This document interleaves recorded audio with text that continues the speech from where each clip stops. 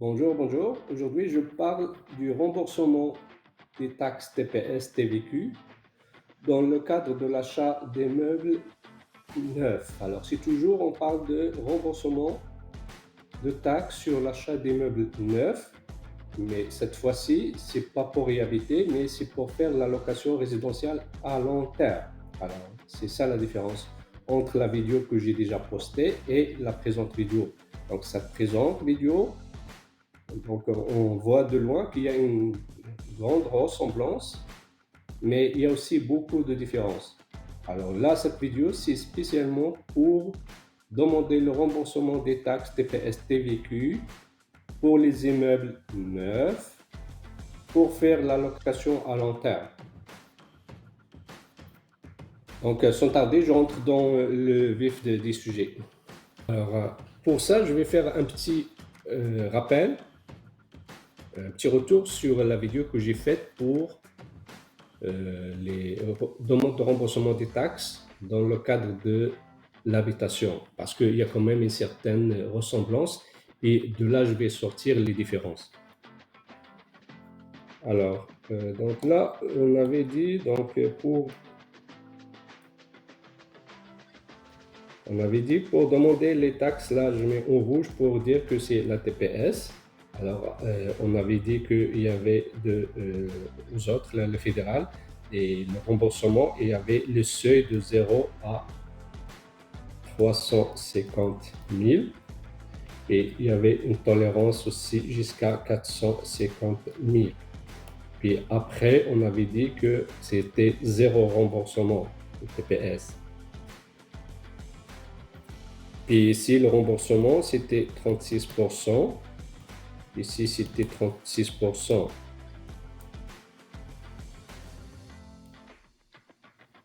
Au provincial, on avait dit que les seuils, c'était moins généreux, c'était de 0 à 200.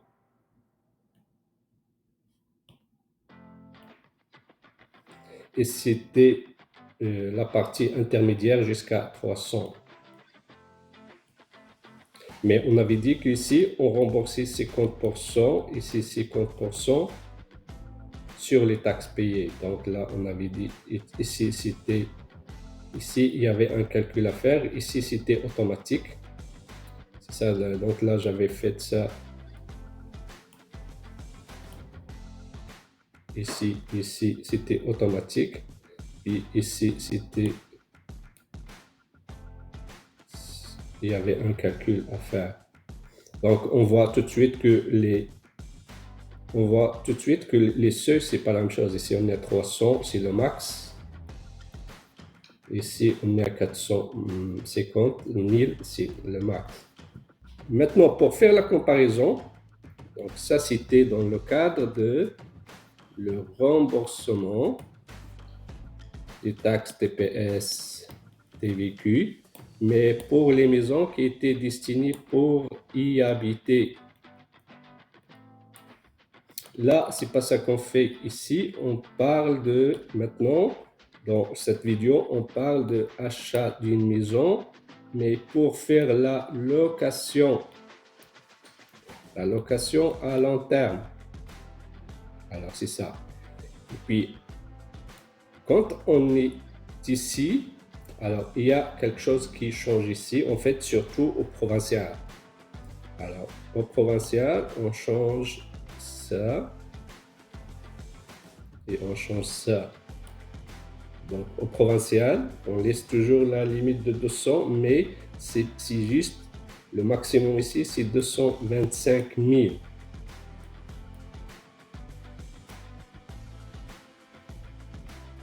Après, on n'a pas droit au remboursement. Dans ce cadre, il y a d'autres remboursements, mais dans le cadre du remboursement TPS TVQ pour les immeubles neufs destinés pour la location, c'est ça la limite.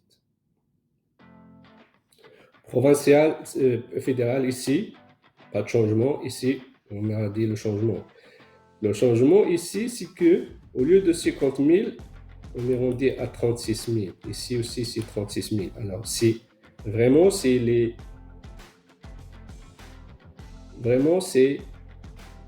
les deux changements. ici. Alors, si vous vous souvenez, là, je vous ai référé pour faire les calculs. Je vous référer pour la calculatrice ici. Voilà, calculatrice ici. Donc, ici, faites attention. Je ne vous la recommande pas parce que ça se peut que vous ayez des erreurs. Parce que ça, c'est la calculatrice, c'était fait pour les taxes, l'achat d'une maison neuve, mais pour réhabiliter. Par contre, pour les calculs, je vous recommande d'aller directement sur les formulaires. Alors, les formulaires, on va les voir tantôt, mais ils sont là, c'est les formulaires, et on a 4. Donc là, j'arrive à la deuxième. Donc, ça, je vous ai montré, ça, c'est la première différence, OK?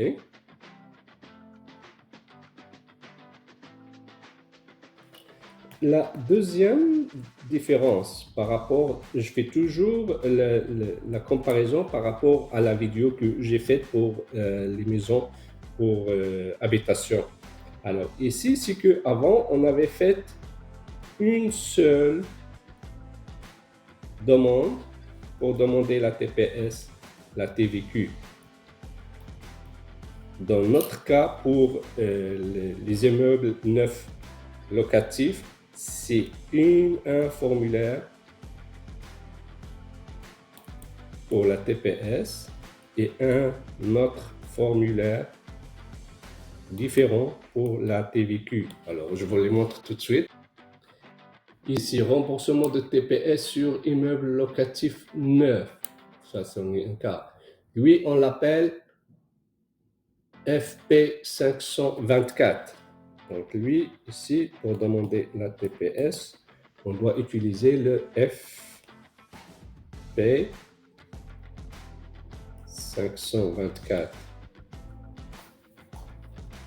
Et puis, il y a un autre aussi pour les logements multiples, le cas où il y a des logements multiples. Donc, on ne parle plus juste de l'habitation, ça se peut que ce soit un bloc appartement. Donc, il y a 2, 3, 4, 5 logements, portes, on appelle. Ça c'est un autre, lui, c'est FP 525. Alors là, on a 24 et puis on a FP 525 selon le cas. Mais ça, c'est juste pour la TPS. Fait.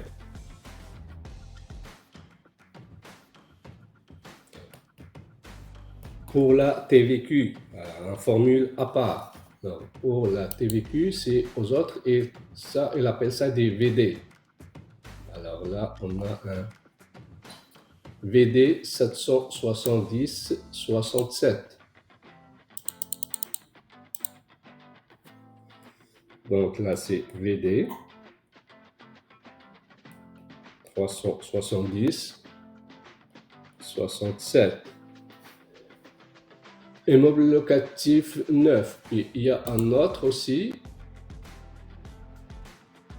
selon le cas. Alors, parce qu'il y a plusieurs cas, donc là, il faut lire le formulaire et puis voir le cas qui s'applique à la personne qui fait la demande. Parce qu'on parle de coopératif, on parle de terrain, on parle de maison, on parle de condo, on parle de maison mobile. Alors ici, c'est beaucoup de choses, c'est pas juste une maison tout court, non. Ça peut désigner une habitation, ça peut désigner plusieurs choses. Hein. Et puis, je rappelle toujours, au risque de me répéter, c'est on fait la demande de taxe TPS TVQ lorsque on achète une habitation pour faire la location résidentielle à long terme.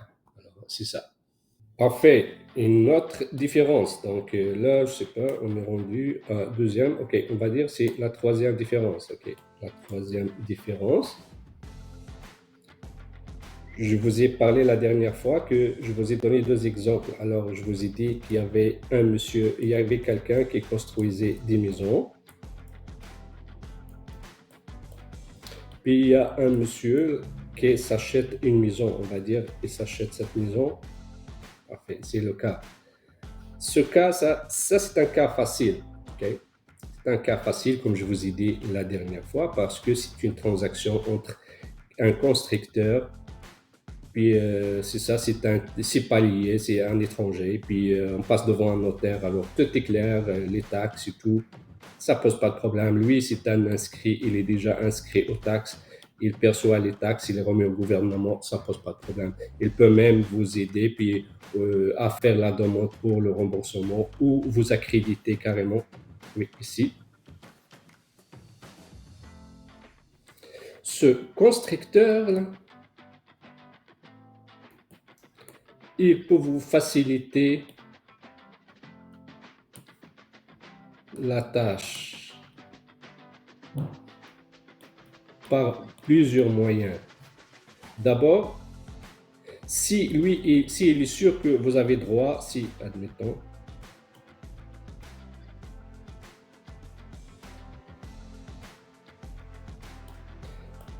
si le constructeur ici, c'est le vendeur, si lui est sûr que vous avez droit au remboursement, là, le monsieur, il peut vous accréditer le remboursement tout de suite. Donc, mais ça, c'est risqué, mais quand même, si lui, il sait ce qu'il fait, puis si vous êtes qualifié, là, vous avez droit au remboursement, il peut vous le créditer tout de suite. Donc ici, ça pose pas de problème, je ne m'attarde pas sur ça. Vous pouvez quand même aller voir la vidéo précédente, c'est bien détaillé. C'est pas ça le problème. Alors, le problème, c'est le cas ici, on va dire ça. Le problème, c'est, je vous ai parlé d'un monsieur qui avait un terrain.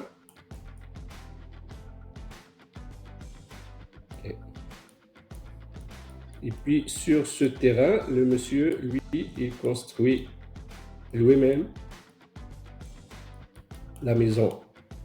Là, ça devient un peu compliqué. Alors là, il construit la maison. La dernière fois, je vous ai mis un grand avertissement. Je l'ai mis 2 fois. J'ai dit attention, attention. Il ne faut pas parler de autocotisation. Ici, oui, on parle d'une autocotisation. C'est une vente à soi-même. Alors, parce que notre monsieur, là, il se trouve avec la maison qu'il a construite, avec son terrain, mais il veut faire de la location résidentielle. Donc, résidentielle, je s'entends que c'est à long terme.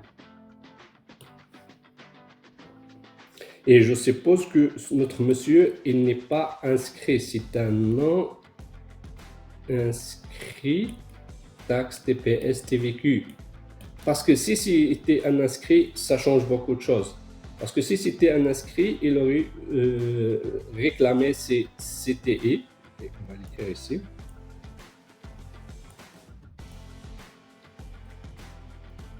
Donc, je suppose que notre monsieur n'est pas inscrit aux taxes TPS TVQ. Parce que si c'était le cas,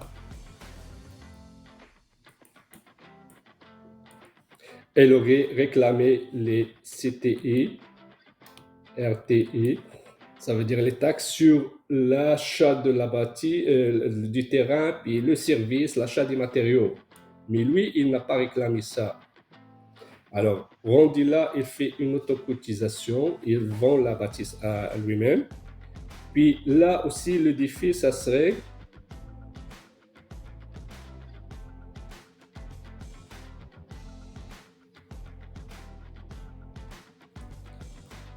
alors le défi, ça serait de calculer la GVM. Donc, je vous ai déjà expliqué la GVM dans une vidéo précédente. Si quelqu'un ne sait pas c'est quoi la GVM, il peut aller voir la vidéo précédente. Mais grosso modo, c'est la valeur de la maison. Ce n'est pas le coût, mais c'est la valeur. Okay. Et puis, là, la dernière fois, je vous ai dit, supposons, on a supposé que la GVM était égale à 300 000. Ça, c'est après une évaluation de quelqu'un indépendant. Okay. Alors, Une fois qu'on a calculé la JVM, donc notre monsieur, il vend à lui-même. Hein? Ça, c'est ça qu'on appelle la vente à soi-même. Il vend à lui-même la maison qui coûte 300 000. Donc là, et puis, le monsieur ici, l'acheteur, qui est lui-même, ça c'est le monsieur vendeur. Alors l'acheteur, il paye au vendeur un 5% de TPS.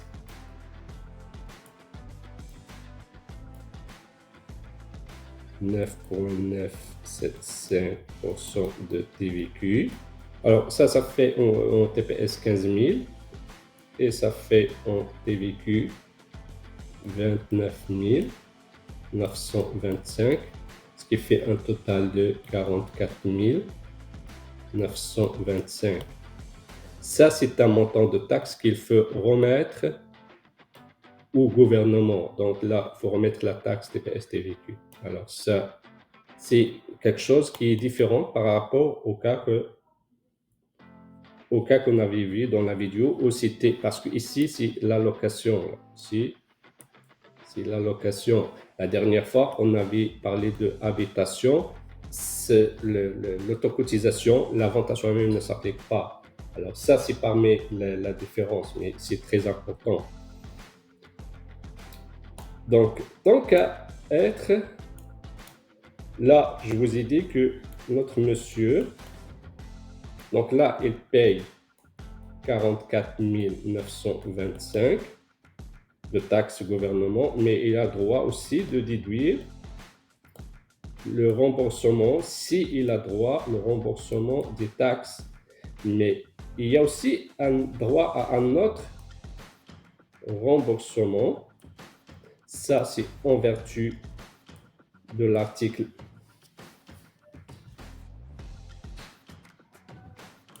257, la loi de taxe d'assises au fédéral, et son équivalent 379, loi de taxe de vente du Québec.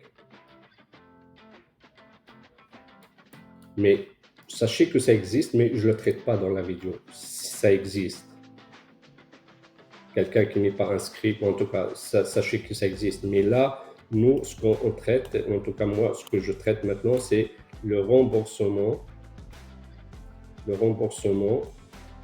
pour taxe TPS TVQ sur les habitations neuves locatifs destinés pour la location. C'est ça que je traite, mais sachez qu'il y a aussi un autre remboursement qu'on peut aller chercher.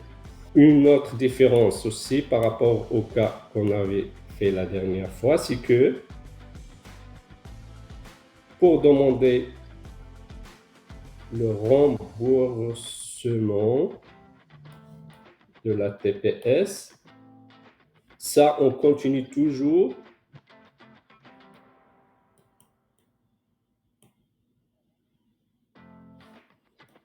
de faire un seul formulaire par immeuble. Mais c'est pas le cas au Québec. Alors pour la TVQ, donc ce qu'on fait, là je parle toujours, je me répète, mais très très important, je parle toujours de habitat neuf pour la location. Alors pour la TVQ, il faut faire un formulaire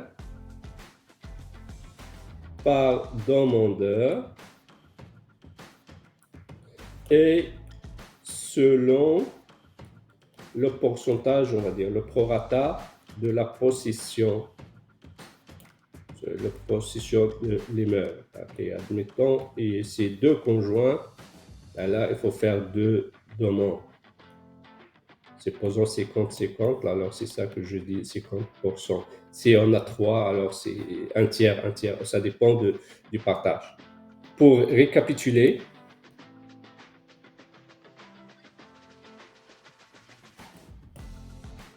C'est pour vous dire que le cas qu'on traite dans cette vidéo, ça veut dire dans le cas des immeubles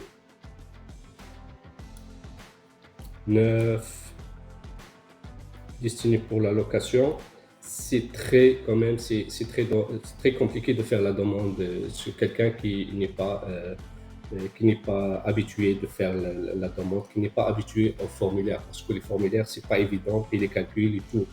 Je comprends que dans le cas qu'on a vu la dernière fois, dans le cas d'habitation, c'est facile.